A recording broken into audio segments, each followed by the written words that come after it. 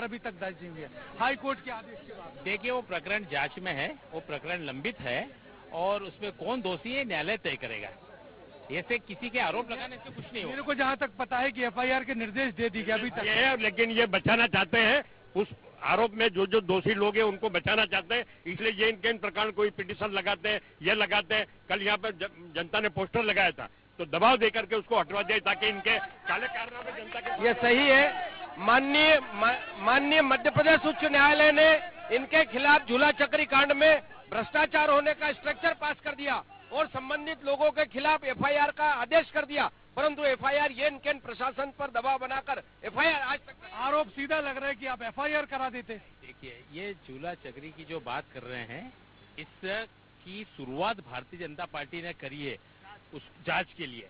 और जब deputy director के पास में बयान के लिए उन कांग्रेसी पार्षदों को बुलाया तो एक भी कांग्रेस पार्षद वहां बयान देने के लिए उपस्थित नहीं हुआ। नहीं तो आपकी सरकार है, आप एफआईआर कराइए ना, अगर नाम है तो एफआईआर कराइए। बिल्कुल, उसकी जांच हो रही ना। हम कब तक इंतजार कर रही है? करी है जांच की मांग, हमने करी है। ये झूले चक्री का कांड भी है कि जो 80 रुपए किलो लोहा मिलता है वो 179 रुपए किलो ये खरीदते हैं। 179 रुपए। नहीं, ये तो इनका कोई तथ्य नहीं है। जांच की मांग हमने करी है। जिन लोगों ने वो विचार किया था उसकी जांच की हम मांग कर रहे हैं। कोई कुछ भी छाप दे, अखबार की चीजें तथ्यात्मक नहीं होती। आरोप सीधा ये लग रहा है कि 80 रुपए का 189 के तहत जानकारी, वो कोई जानकारी तो लाए, उसका फ्लैक्स लगाए कि 179 लगा दे। वो अगर सत्यता है तो फिर से लगा दे। ये पत्रिका में चंदन आगाज में हर पेपर ने काफी हाईलाइट किया है इनके भ्रष्टाचार को। ये यदि पाक साफ हो तो मानहानि का मुकदमा लगाए, जनता के बीच में जाए। देखिए जायज बात है, अगर है तो मानहानि लगाइए। ये न्यायालय का अपना मामला है और मैं चाहता हूं कि उसकी यहाँ बात नहीं की जाए। और भ्रष्टाचार की बात कौन कर रहा है आप ये सोचिए, जिनको पूरे देश के नक्शे से इसलिए गायब हुए हैं कि वो भ्रष्टाचारी पार्टी थी, इसलिए बाहर हुई है। मैं जिलाध्यक्ष जी से कांग्रेस के एक ही क्वेश्चन करूंगा कि ये कह रहे हैं कि इनकी कैंडिडेट ईमानदार है, तो जो नेत्री अपने शासकीय काल में 100 रुपए लेके फाइल आगे करने के लिए मशहूर थी, क्या वो अध्यक्ष बनने के बाद आम नागरिक के लिए ईमानदारी से कार्य करेगी? चलिए हम पूछते हैं, जानते हैं। हमारे सहयोगी आलोक द्विवेदी चूंकि यहाँ से लंबे समय से हैं। आलोक, राजनीतिक परिस्थितियों की बात करें, यहाँ पर बीजेपी और कांग्रेस तीसरी पार्टी है, नहीं, दोनों के बीच टफ मुकाबला है। क्या लग रहा है, क्या राजनीतिक परिस्थितियां? देखिए, इस समय यहाँ पर जो ये मुकाबला है नगरीय निकाय का, वो बिल्कुल टक्कर कसमकस पे आ चुका है। भाजपा की सरकार यहाँ पे लगी हुई है, कांग्रेस के दिग्गज नेता यहाँ पे लगे हुए हैं। मोहन प्रकाश जी आए हैं, भाजपा से सीएम यहाँ पे प्रत्याशी के समर्थन में रैली करने वाले हैं। कुल मिला के दोनों दलों के लिए अगर बात की जाती है तो कांटे की टक्कर है और दोनों ही दल ये चाहते हैं, अपने सब नेताओं को यहाँ पे लगाया है इन्होंने। कांग्रेस चाहती है कि जो 20 साल का वनवास है वो खत्म हो, वहीं बीजेपी चाहती है कि वो किसी भी हाल में एक बार फिर रिकॉर्ड बन के यहाँ पर काबिज हो। तो दोनों ही दलों के लिए नगर पालिका जो है प्रतिष्ठा का प्रश्न है और यह भी निश्चित है कि आने वाला जो समय है उसमें झाबुआ का जो भी परिणाम आएगा वो प्रदेश के लिए भी एक सोचने वाला और चौंकाने वाला परिणाम होगा। बसंती बारिया वर्सेस मन्नू डोडिया के बीच मुकाबला है। दोनों के बीच कैंडिडेट की बात करें तो जनता के बीच दोनों की कैसी छवि है? देखिए, दोनों मन्नू डोडिया जो है वो एक फ्रेश राजनीतिक है, अभी उनकी साफ छवि का नजारा है। बसंती बारिया जो है भाजपा के कैंडिडेट है, ये पूर्व में पार्षद भी रह चुके, छवि उनकी भी स्वच्छ है। लेकिन चूंकि धन सिंह जी जो उनके जो पति रहे हैं नगर पालिका में, वो कहीं ना कहीं आरोपों के घेरे में उनको कांग्रेस लगाती रही है। कांग्रेस ने परसों भी प्रेस कॉन्फ्रेंस करके धन सिंह बारिया पे कई आरोप लगाए हैं। तो कहीं ना कहीं अगर वो सिंबल चला या आरोप चले तो बसंती बारिया को इसका नुकसान हो सकता है। और जबकि मन्नू जो डोडियार है कांग्रेस की प्रत्याशी, क्योंकि कांग्रेस पिछले 15 सालों से मशक्कत कर रही है नगर पालिका में, इसलिए उनके ऊपर तो कोई आरोप का सवाल नहीं है अभी जहां तक। बिल्कुल, बसंती जी की बात करें तो आरोप ये है कि उनके पतिदेव चलाती हैं सीधे तौर पर। अभी उनको प्रेशर में कहीं ना कहीं टिकट नहीं, पतिदेव नहीं चलाते। पतिदेव तो अभी अध्यक्ष थे, उनके पहले वो पार्षद रही है। इसका मतलब है कि वो नैसर्गिक नेता है, वो किसी की पत्नी है इस कारण नेता नहीं है, वो स्वयं एक नेता है। उनके पति भी रिमोट से चलते थे, पतिदेव को क्या चला, उनके पति भी रिमोट से चलते थे, वो खुद क्या चलाएंगे, उनके पति भी रिमोट से चलते हैं। जो अभी इन्होंने अध्यक्ष के प्रत्याशी घोषित किए उनके पतिजी 1 नंबर वार्ड से 1995 में पार्षद रहे हैं। उन्होंने वहाँ के वार्ड वासियों को कह दिया कि मैं पैसे देके जीत के आया हूँ और आप मेरे पास मत आओ, जिसको मैंने पैसे दिए उसके घर पे जाओ। ऐसे वो पूर्व पार्षद। चलिए, जनता काफी देर से हमारा इंतजार कर रही है और काफी लोग हैं, आप बताइए क्या? मैं वार्ड क्रमांक 16 से हमारा मैं वार्ड क्रमांक 16 से हमारे वार्ड से 5 साल पर कोई भी चुनाव जीता। 5 वार्ड क्रमांक 16 से मेरी बात है सुनो, वार्ड क्रमांक 16 का हूँ मैं। तो वार्ड क्रमांक जीतने के 5 साल बाद हमको दर्शन होता, न बीजेपी पार्षद का दर्शन नहीं होते, न अध्यक्ष महोदय के दर्शन नहीं होते। उससे क्या मतलब हमारे वार्ड में कहीं काम नहीं हुआ, न नाली पड़ी, ऐसी रोड पड़ा, कुछ काम नहीं हुआ। देखिए, उनका ये कहना है कि दर्शन नहीं होते। आपके जो जनप्रतिनिधि हैं, जो पार्षद हैं, उनके दर्शन ही नहीं होते। पार्षद वो कांग्रेस के वार्ड 18 में से 12 पे आप शायद हैं।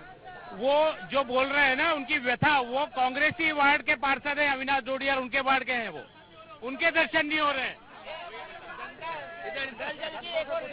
अरे ये नई जो नल जल योजना की बात कर रहे हैं ना, इनका भ्रष्टाचार का ताजा उदाहरण बताता हूँ। ये पाइपलाइन डल रही है और उसमें लोकल वार्डों में 1500 कनेक्शन अवैध रूप से करवा दिए। चाहे तो देख ले सड़क पे जाके, ये राधा के समाज में देख लो। क्या मैं वार्ड नंबर 4 का मतदाता हूँ। इस पिछले जो परिषद थी, इसमें हमसे 2,500 रुपए नल जल कनेक्शन के लिए हैं और सभी ने दिए हैं, सबसे मांगे गए हैं। और जब ये नंबर 2 में लिए, जब नंबर 2 में लिए गए 2,500 रुपए लिए गए हैं नल जल योजना के तहत। कोई विषय नहीं है, अभी कनेक्शन ही नहीं हुए हैं। अभी लाइन डलने का काम चल रहा है, कनेक्शन हुए नहीं है। अभी लाइन डल रही है, अभी कनेक्शन का प्रश्न ही नहीं उठता है। कब तक आ जाएगा पानी इनके? पानी अक्टूबर नवंबर में मोस्टली आ सकता है, अक्टूबर या नवंबर में। और विकास का काम किया है ये। हाँ, हम लोगों की सेवा करते हैं। हम लोगों को भोजन 5 रुपए में भोजन करा रहे हैं, विकास की योजनाएं ला रहे हैं, उससे वो भी इनको सहन नहीं हो रही है और उसमें आरोप लगाते हैं।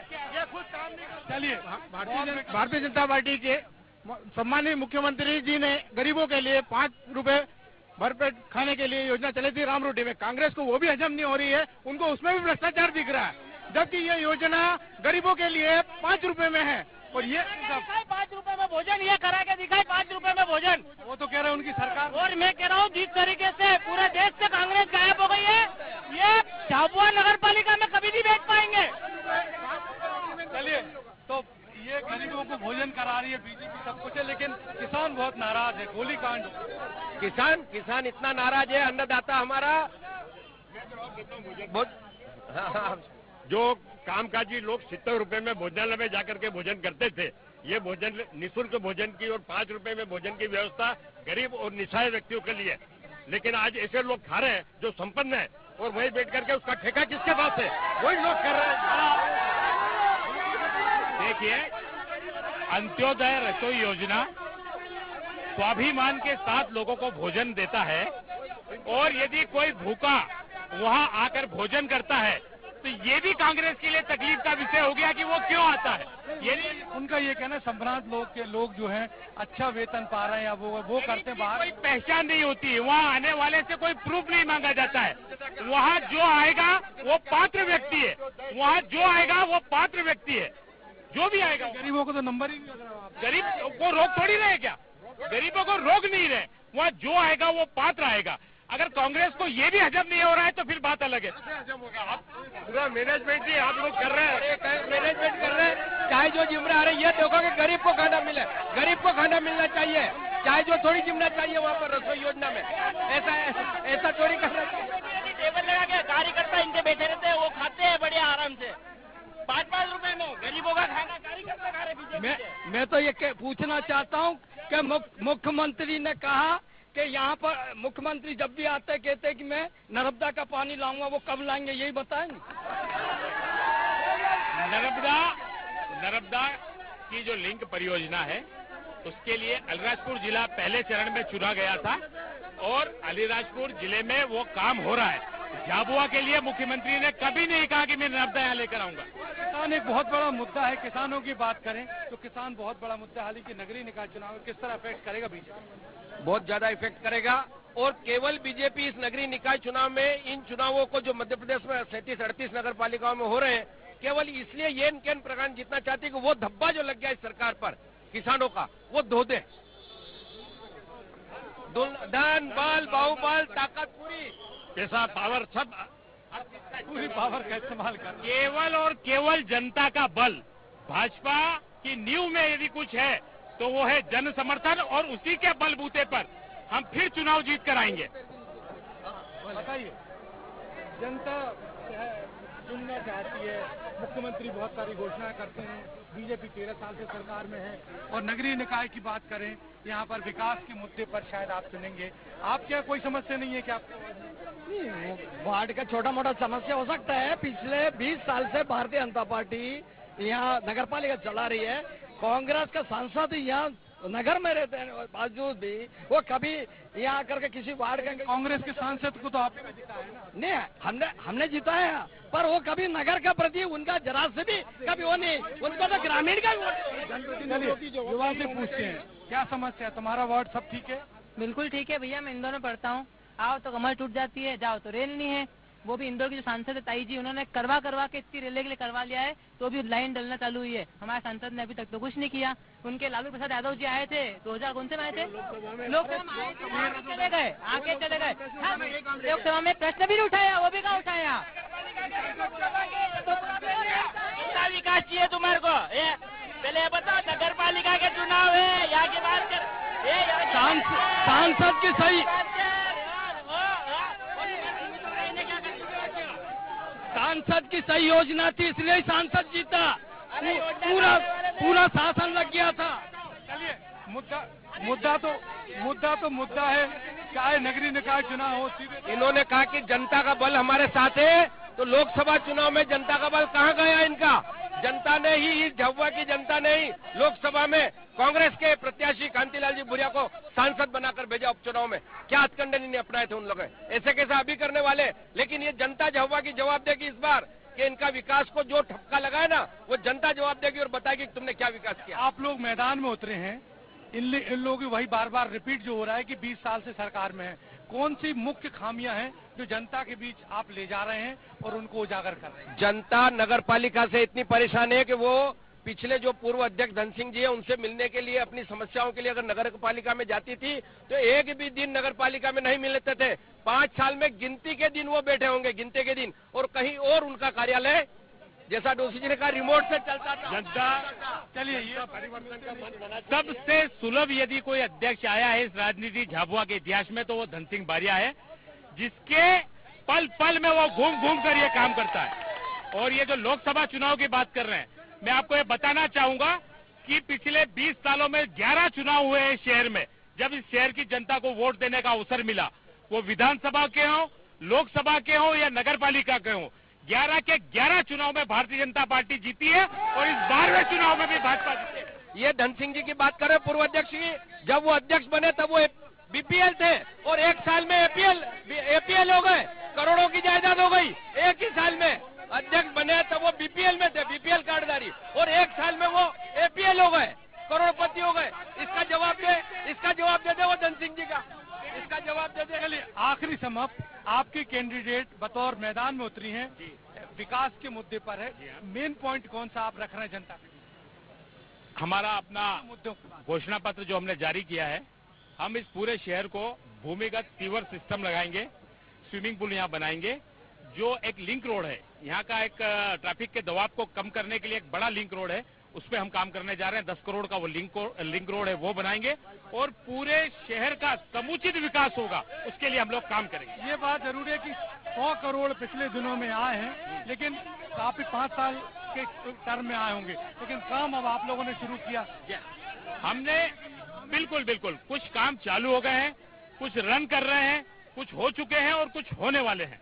चलिए, एक आखिरी सवाल, इन्होंने कहा है कि हमने जो घोषणा पत्र दिया है उसमें पूरा करेंगे और कई योजना है जो कि हम चलाएंगे।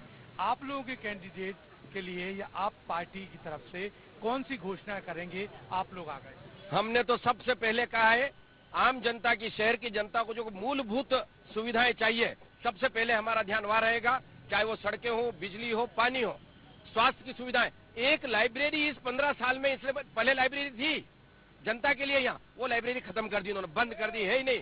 हमने तो लाइब्रेरी, अरे वो लाइब्रेरी ऐसी है जो बंद पड़ी लाइब्रेरी, बंद पड़ी है लाइब्रेरी, चलती नहीं, नाम की लाइब्रेरी, उसका पैसा खा रहे हैं। लाइब्रेरी बनाएंगे, शानदार लाइब्रेरी बनाएंगे। आप दोनों का बहुत बहुत धन्यवाद। प्रत्याशियों की बात करें तो प्रत्याशी जी तोड़ मेहनत कर रहे हैं और 11 तारीख को जो वोट डालने हैं उसमें प्रत्याशियों का भाग्य ये दिखाएगा, आने वाले जो परिणाम होंगे कि आखिर कौन जीतेगा। लेकिन बहरहाल कहा यह जाए कि दोनों के बीच कड़ी टक्कर है। अब जनता के मन में क्या है ये परिणाम ही बताएंगे। कैमरामैन अरविंद साहू के साथ सरस्वती चंद्र, झाबुआ।